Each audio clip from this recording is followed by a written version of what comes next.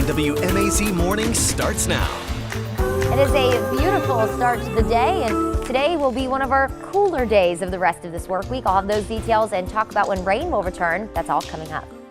Seeing that somebody that I'm real close to and that, I laugh with almost every time we see each other, it hurted me to my stomach.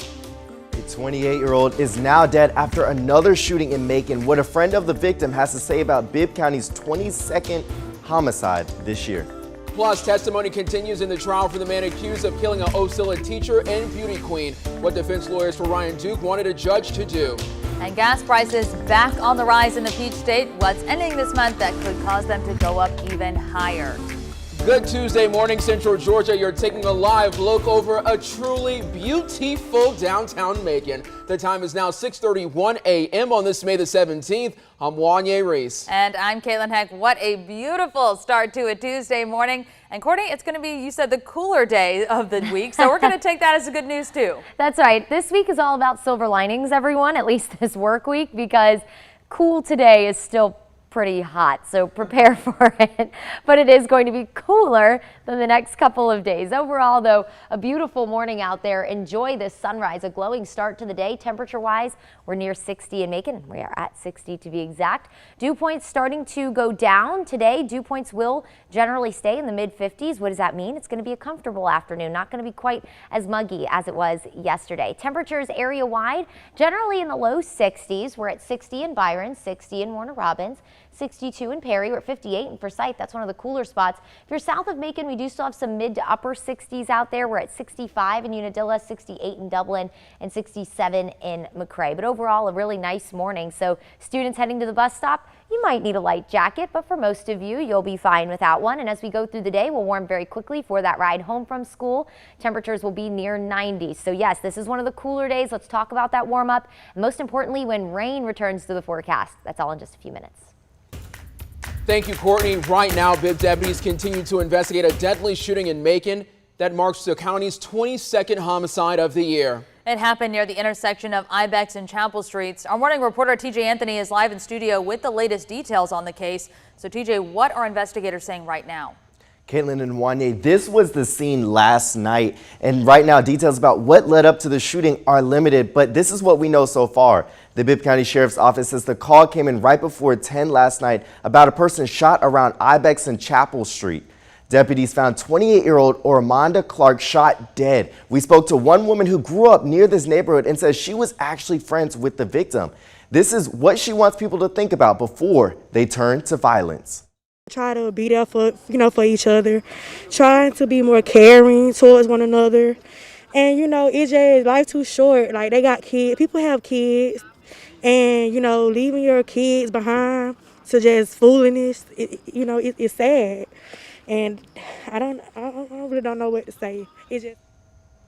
Now, there's no word on a shooter right now. The sheriff's office does say that they're still in the early stages of the investigation. Caitlin and Wanye, back to you. Thank you for the update, TJ. Anyone with information about this case can call Macon Regional Crime Stoppers. That number is 1-877-68-CRIME. Again, 1-877-68-CRIME. And of course, we'll continue to follow the story for you and bring you the latest on air and online at 13WMAZ.com. We have new information on Bibb County's 21st homicide of the year. It happened in the 700 block of Harold Street Saturday morning. The sheriff's office says the victim was Damian Felton, a murder suspect released from jail just hours earlier.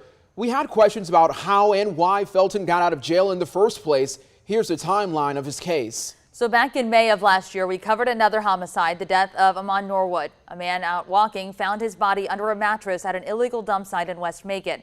Court records show that last fall, a grand jury indicted Felton and several other men on charges including murder and concealing a body. A few months ago, Felton's lawyers filed a motion arguing that Felton was not there when someone shot and killed Norwood or when someone dumped and burned his body. The lawyer claimed the shooter was Jerome Beasley, one of the other defendants. He says Felton wasn't there when Beasley allegedly tried to hide the evidence. In February, a judge agreed that Felton could be released. Jail records show he got out this past Friday night after posting over $82,000 in bond. About 12 hours later, someone killed him. Now Bibb investigators are looking into what led up to his death. A head-on crash on a Macon interstate left a man in critical condition. The Bibb Sheriff's Office says around 2 yesterday afternoon, a Chevy Silverado turned onto I-16 from Spring Street, going the wrong direction. The driver went west in an eastbound lane and hit a man driving a Chevy Malibu head-on. The Malibu driver went to the hospital. Lynn Webb was one of the first to drive up to the wreck. She says people were getting out of their cars to help the drivers. She says they sat for about an hour and a half waiting for the road to clear. We were just thinking whoever got hit was okay or will be okay.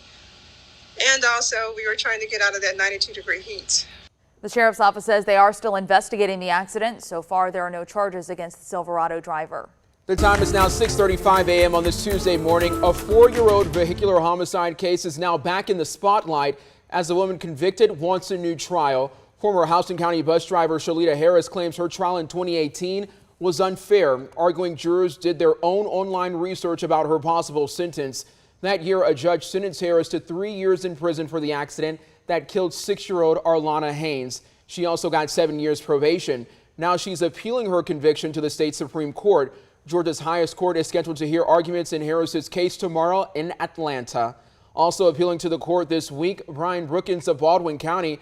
A jury convicted him of murdering his wife and her teenage daughter in 2005.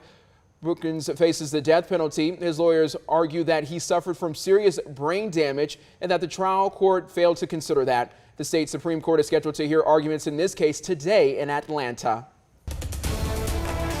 The defense team for Tara Grinstead's accused killer will continue to present their case this week. The trial of Ryan Duke entered its second week of testimony yesterday. Shortly after prosecutors rested their case, Duke's defense attorneys asked a judge to bypass the jury and issue a directed verdict for Duke's immediate acquittal. They argued none of the testimony the state presented tied Duke to Grinstead's death. The judge asked the lead prosecutor to lay out concrete evidence. J.D. Hart cited Duke's 2017 confession, the glove with his DNA, and a call from a payphone the day Grinstead disappeared. She argued it ties Duke to the murder, the burglary at Grinstead's home, and concealing her body. The judge overruled the defense's motion after a debate, saying the case will go forward. In your state news, the execution of a Georgia man convicted of murder, rape, and kidnapping in a 1976 case will move forward, but the day it happens might change. A judge temporarily delayed the execution of 68-year-old Virgil Delano Presnell Jr. He was scheduled to be put to death by lethal injection tonight at the state prison in Jackson. The ruling comes after a lawsuit filed on behalf of Presnell Jr.'s lawyers. It alleges that by setting an execution date, the state violated an agreement that effectively put executions on hold during the pandemic. Lawyers for the state indicated that they would appeal the judge's ruling so the execution could go on as planned. Earlier yesterday, Georgia's parole board declined clemency for Presnell Jr. Georgia drivers starting to see higher prices at the gas pump again. Right now, AAA says the average in the state is about $4 a gallon. That's about 29 cents off of the record high set back in March. That month, Governor Brian Kemp enacted a temporary state fuel tax suspension. Georgia's gas tax is 29 cents, and the suspension expires May 31st. The governor's office told our station in Atlanta that Governor Kemp would make a decision on whether to extend that suspension closer to its expiration. They also pointed to a state income tax cut and a tax refund as helping Georgians find some financial relief. Some voters want to keep one candidate seeking re-election this year off the ballot. The group who challenged U.S. Representative Marjorie Taylor Greene's eligibility to run say they've now appealed the Georgia Secretary of State's decision that she can appear on the ballot. The voters argue that she played a big role in the January 6th Capitol attack last year and was therefore ineligible for re-election. A judge found that they had not produced sufficient evidence to back their claims. Georgia Secretary of State Brad Raffensperger later affirmed that decision.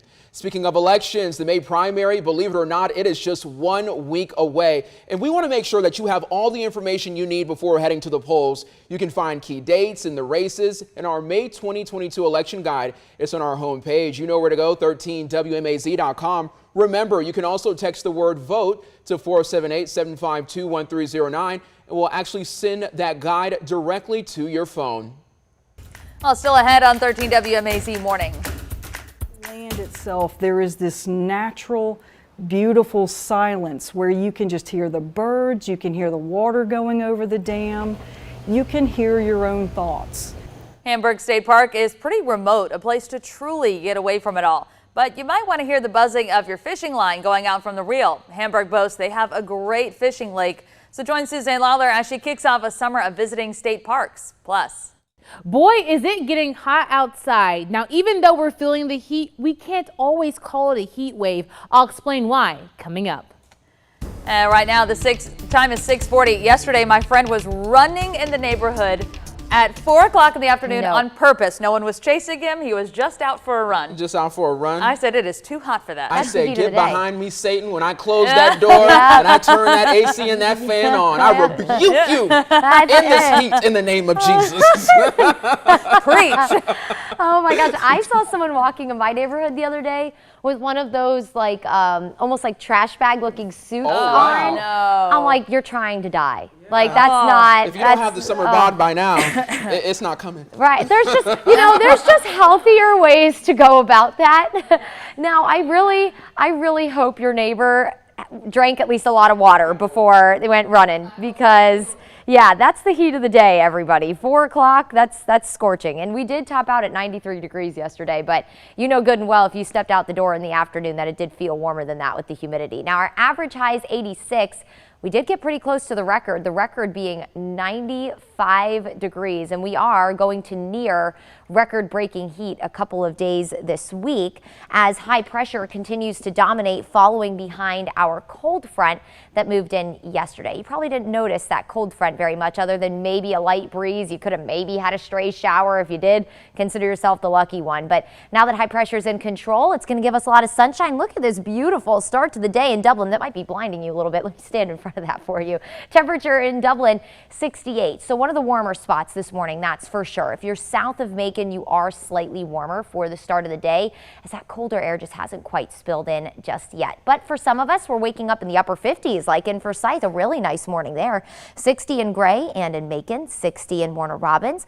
We're at 63 in Hawkinsville and 68 in Dudley. So if you're north of Macon, mid to upper 50s, low 60s. South of Macon, you're generally in the low to mid 60s. Overall, a nice start. That lower humidity starting to usher in, and today dew points will generally sit in the mid 50s. So it will be a comfortable afternoon, not quite as muggy.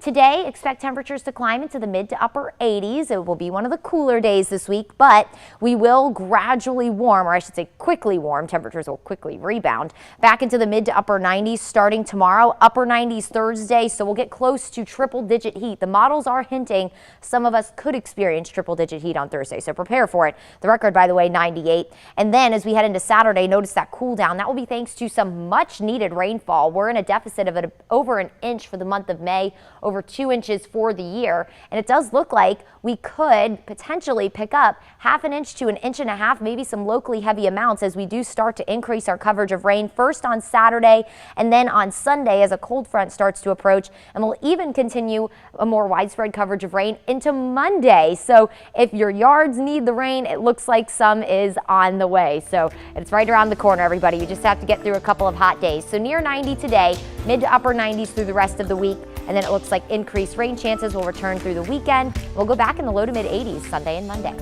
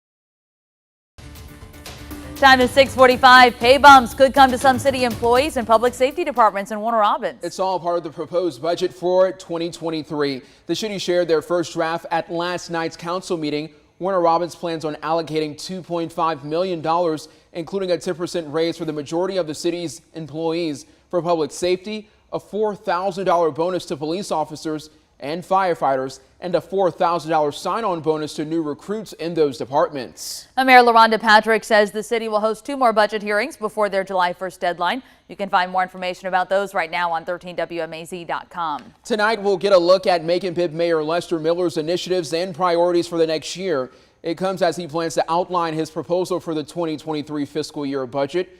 Miller tells us that 4 issues that he hopes to focus on are public safety, economic development, code enforcement, and pedestrian safety. He wants to expand funding to code enforcement so the county can ultimately take a stronger stance on blight. The mayor also wants to increase money going to the Industrial Authority and Urban Development Authority so the county can focus on recruiting and retaining companies. Another top priority for the mayor, improving lighting and sidewalks. He'll present that budget to commissioners starting at 5 tonight.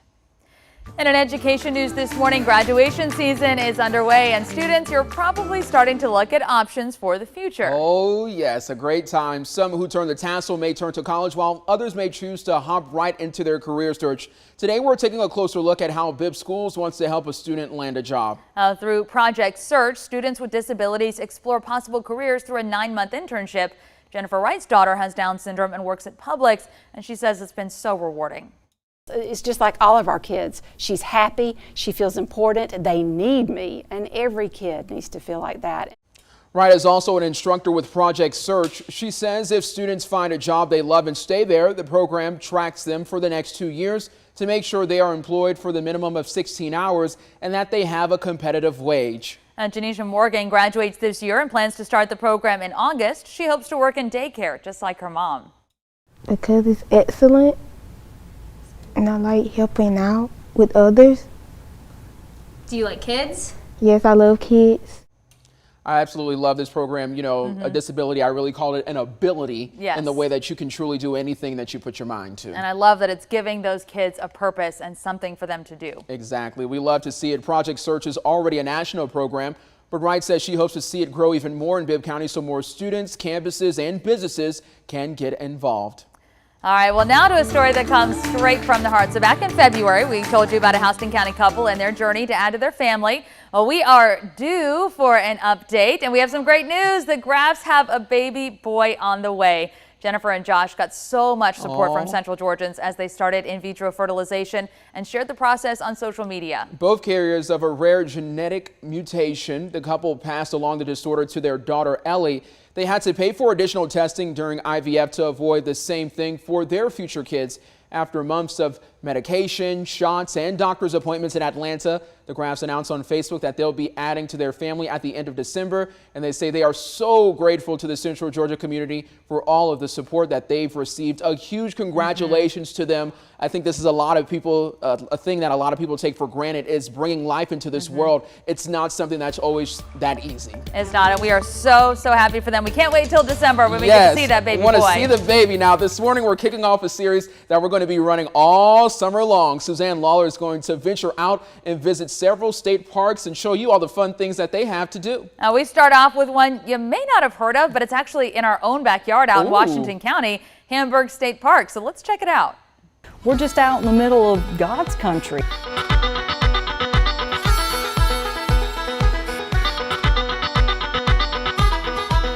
There's a whole lot to do at Hamburg State Park, but it can also be a haven to do nothing.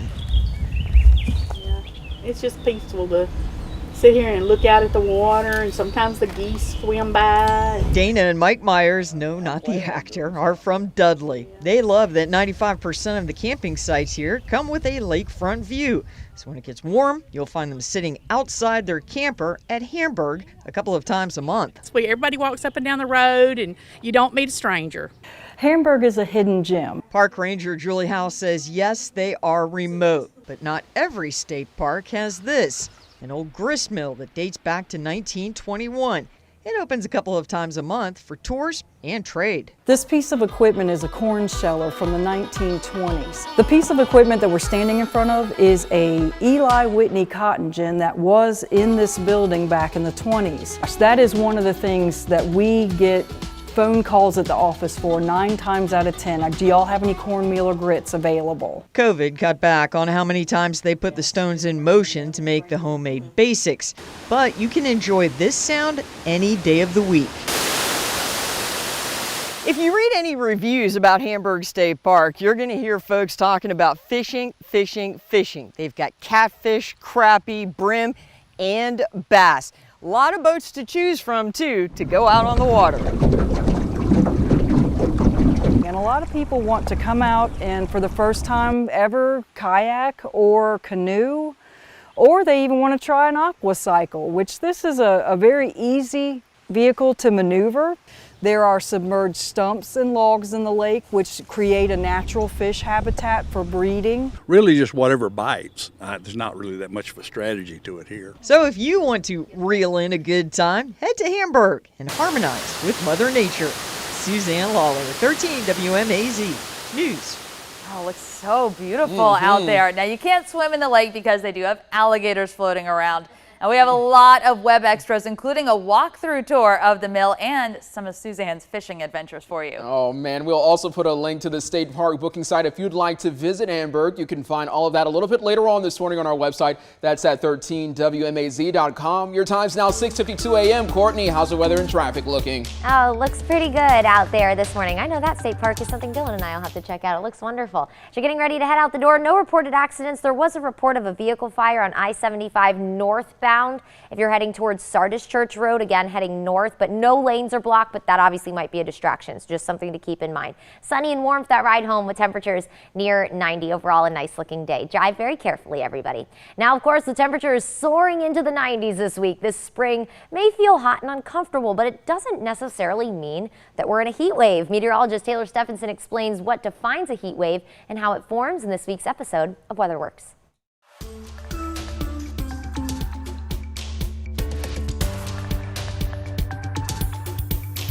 I'm meteorologist Taylor Stephenson here to explain to you how your weather works. Someone must have turned on the heat in central Georgia because the days are steadily getting hotter and hotter. Sporadic days where the temperatures are well above average does not mean we are experiencing a heat wave. So let's look at what criteria defines a heat wave. According to the National Weather Service, a heat wave is a period of abnormally hot weather that lasts more than 2 days. The reason why we see heat waves has to do with the weather in the upper levels of the atmosphere. When a high-pressure system parks itself over a region of the country, the air underneath it sinks. As the air sinks, it warms and creates a hot environment for everyone underneath the high pressure. In Georgia, for a heat advisory to be issued, high temperatures must reach 104 degrees or the heat index has to climb above 105. An excessive heat warning is the highest tier of a heat threat. For an excessive heat warning to be issued, high temperatures need to be at 105 degrees or hotter or have a heat index of at least 110. As we crank up the heat this summer, just remember to take care of your body by staying hydrated and chilling inside during the heat of the day. I'm meteorologist Taylor Stephenson, and that's how your weather works.